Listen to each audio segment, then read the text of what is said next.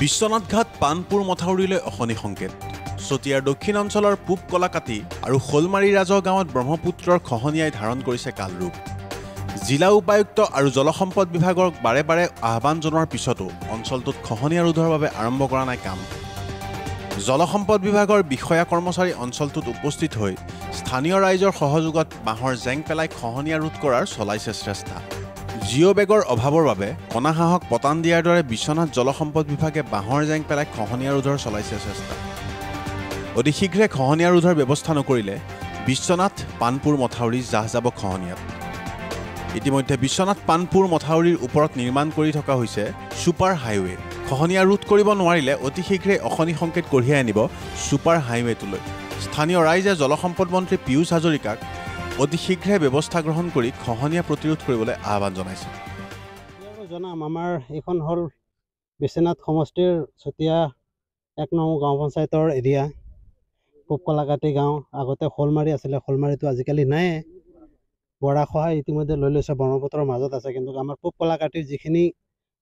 কলাকাটিয়েদি যিখিনি বিশ্বনাথ পানপুৰ মাথাউৰি হৈছিলে এইখন অলপ দূৰতে আছিল প্ৰায় 1 কিলোমিটাৰ 1.5 কিলোমিটাৰ দূৰতে আছিল নদী কিন্তু এই কেইবছৰ অলপ খহনীয়া কম আছিলে কিন্তু এইবাৰ প্ৰায় ভাঙি খুৱাই মাথাউৰি আছে বৰ্তমান 50 মিটাৰমান আছে 50 বা 60 মিটাৰ হ'ব এইখিনি গ'লে আমাৰ বিশ্বনাথ পানপুৰ মাথাউৰি আকৌ ছিগিব 2012 চনৰ নিচিনা ৰাইজৰ চতিয়া আমাৰ দক্ষিণ চতিয়া অঞ্চলখিনি আকৌ পানীৰ তলত বুৰ যাব বুলি সম্ভাৱনা ইতিমধ্যে আমি পাইছোঁ আৰু তেনেকৈ সম্ভাৱনা লাগি আছে গতিকে আমাৰ বিভাগীয় কৰ্তৃপক্ষৰ যদিও আহে বা আমিও কাকত মিনতি কৰি আছোঁ কিন্তু এখেতৰ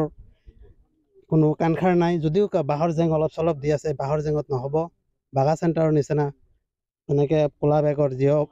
বেগৰ কাম কৰিলে সেয়াত ৰখিব বুলি বাঁহৰ জেং কোনে দি আছে বাঁহৰ জেং আমাৰ বিভাগীয় SDO ছাৰ আহিছে ইয়াত আহি এখেতে